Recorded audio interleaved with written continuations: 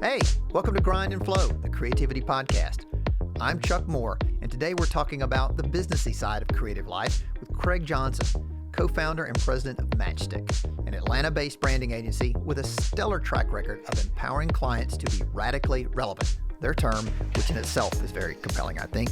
Matchstic has been featured in The Atlantic, awarded by Fast Company for Innovation by Design, and most recently recognized with 2 prestigious Rebrand 100 awards. How did he get here? Well, Craig takes us on a journey from playing in and later representing rock bands to founding the only agency he's ever worked for. Last year, Craig and his partner, creative director Blake Howard, celebrated Matchstick's 20th year.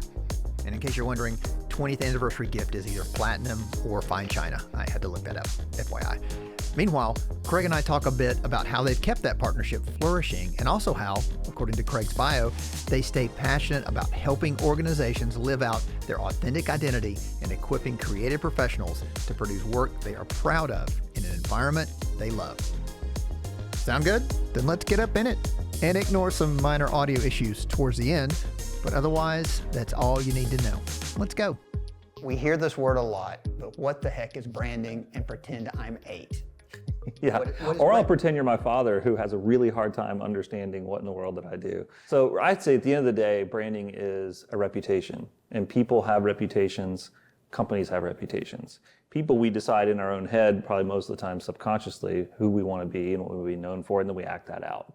Companies are a collective group of people or a product that we need to kind of give its own personality. So we have to define what that is, and then we have to think about how should that organization then express its identity in a way that creates the reputation that is desired. And we talk about it needs to be very different than everyone else, and it has to really like resonate with your core customers. And so we use this phrase called radically relevant, radically different, very relevant to your customers. And so a brand at the end of the day is just that. It's your reputation. What are you known for? Sometimes people say, well, I don't have a brand. Well, you have a reputation, right? You have something that you're known for. People perceive you a certain way, and that's usually a result of how they've experienced you.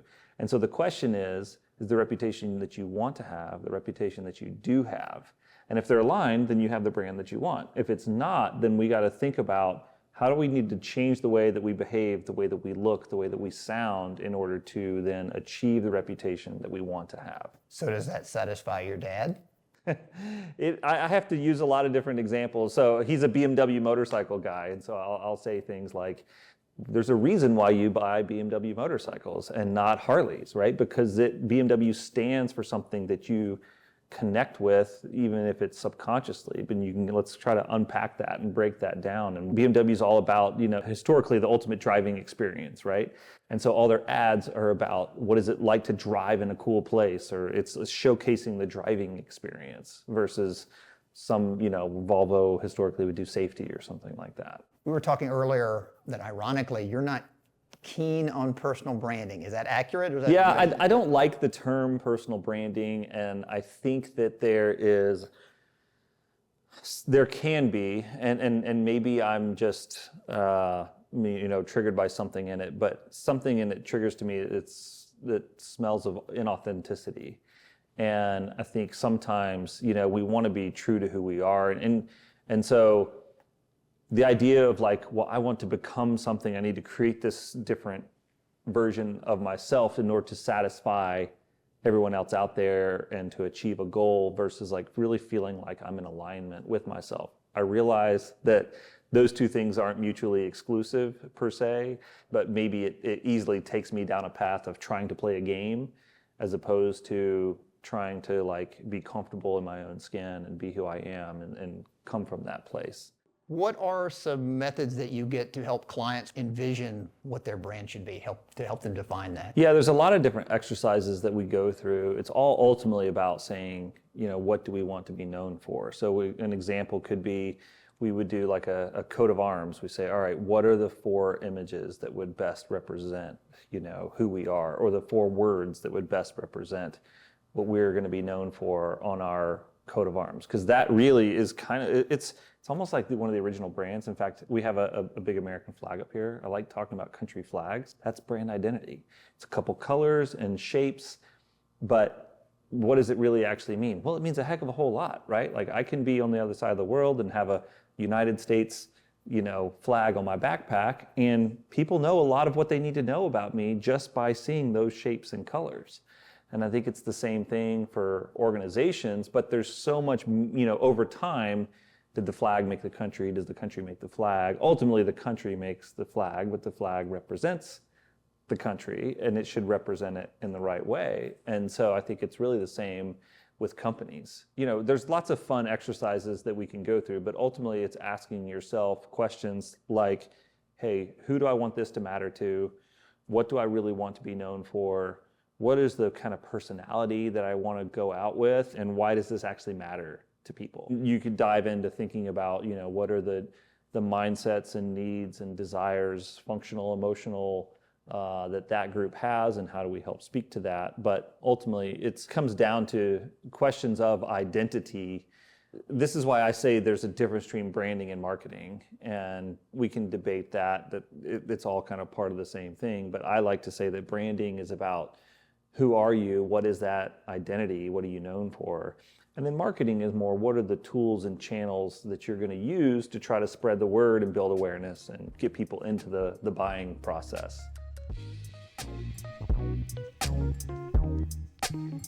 Let's talk about your path here. What was the original dream, and how did you get here? Yeah, it's kind of a weird, talk about winding roads, but trajectory. I rejected the idea that I was going to ever work in business early on, and that I was going to do something creatively, which early on, my vision was I was going to be a rock star, right? So that was going to be simple. And I went and actually got my degree from Georgia State in music business, and was pursuing music with a group of guys that we were serious about doing that. By the time I finished college, that had kind of fallen apart. And I had this question of like, for me, was it about being a musician, or was it about pursuing that thing with that group of people? And there was a certain magic in that. And I think that that's really what it was about.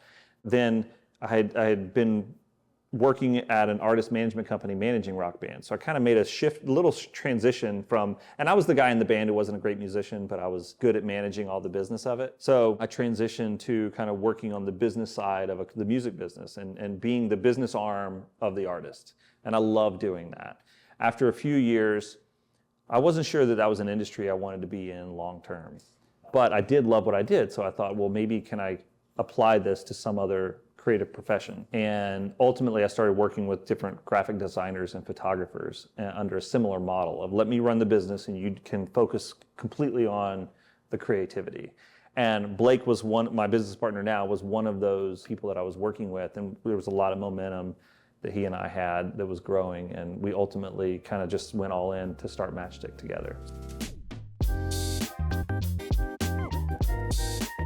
So a lot of people think that I was a designer at one point or something. Never. And we were just a design firm for the first 5 years. And then we said, kind of back to the earlier question about branding, what are we really known for, right? And so we decided to put a stake in the ground around brand identity. And that's when we really started expanding and building a brand strategy practice, a naming practice, brand messaging practice, in addition to the design capability we already had. Was there a turning point that, that's a very specific creative endeavor? Yeah, I mean, I think it was 2008 when we really kind of focused in on brand identity. And we had probably done, for our first 5 years, more websites than anything. And again, this is mid-2000s, right? So there was so much that was new at that time. Facebook wasn't even around yet. It was starting to come online, but we just felt like, okay, we kind of went back to the Jim Collins kind of three things of like, what do we really believe we can be best in the world at? What are we really passionate about? And what do we believe we can really make money at? And we kind of circled around different things, but just everything kept pointing back to brand identity. And it was also at a time when nobody was really doing that. Here in Atlanta specifically, and we don't compete with too many Atlanta companies anymore, but it's like no one's doing this. So either they all know something we don't know and they're all smarter than us, or maybe there's opportunity here. So we just chose to believe that there was opportunity, and we did put a stake in the ground and kind of just started marching towards that.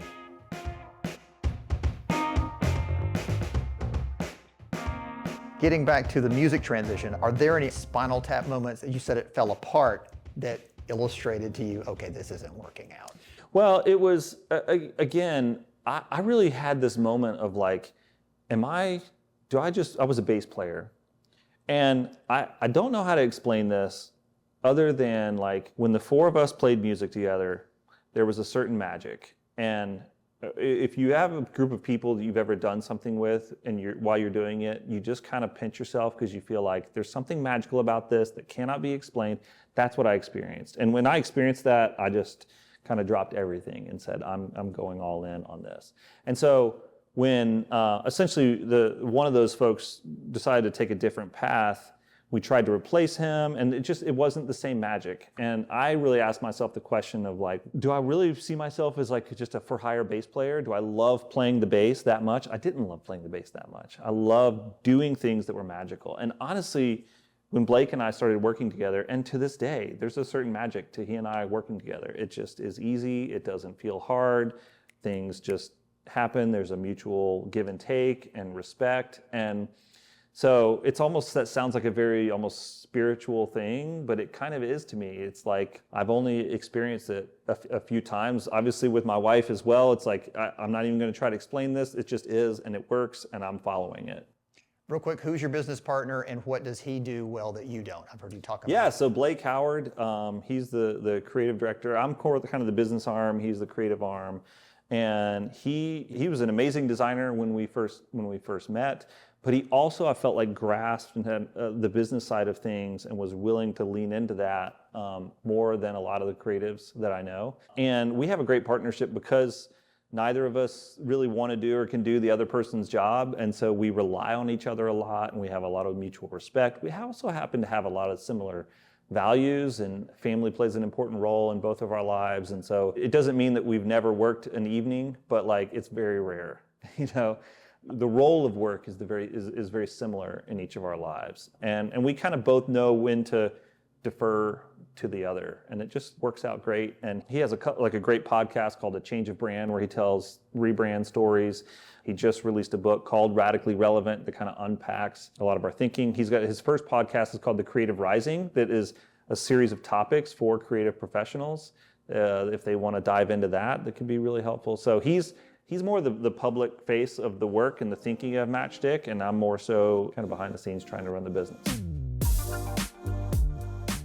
You guys have been together a while. Yep. What were some of the challenges in that partnership, and how did you navigate those? You know, I've seen so many challenges in partnerships over the years, and I feel very lucky that I have a great, not only a great partner, but just there's a lot of things that I've learned in hindsight about our partnership that work really well, that I want to say that I, was super smart and intentional about and planned out, but it was a lot of just good luck. So I think that the fact that very often two people start a company together, they're both doing the same thing. We can do this on our own. Let's go do it.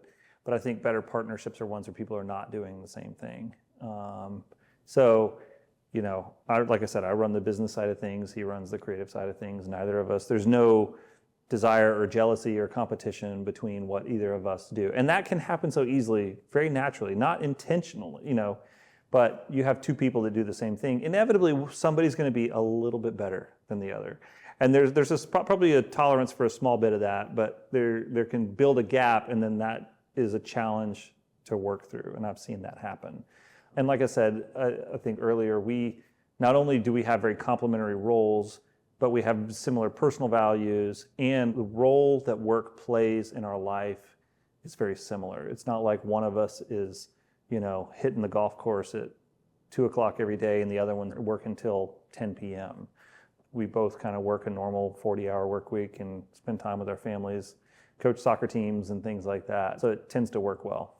You've shared there were times where you had to bring in help, like an arbitrator. Yeah, there are times when maybe there's something that we disagreed on about how the business operated, or what are we going to, how to spend money or something. And I think that we value our relationship and our partnership so much, so we're super cautious with things whenever we are feeling like we're coming to an impasse. And so we've had kind of advisory board members that we've turned to in the past, basically just saying, hey, we need help.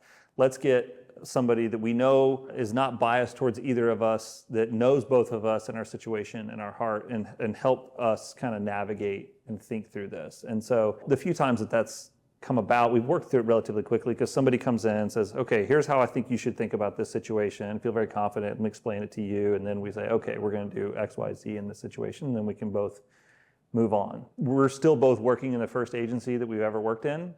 I think a lot of people that start agencies learned somewhere for a while and then said, I know how to do this better, and I'll leave and go do it.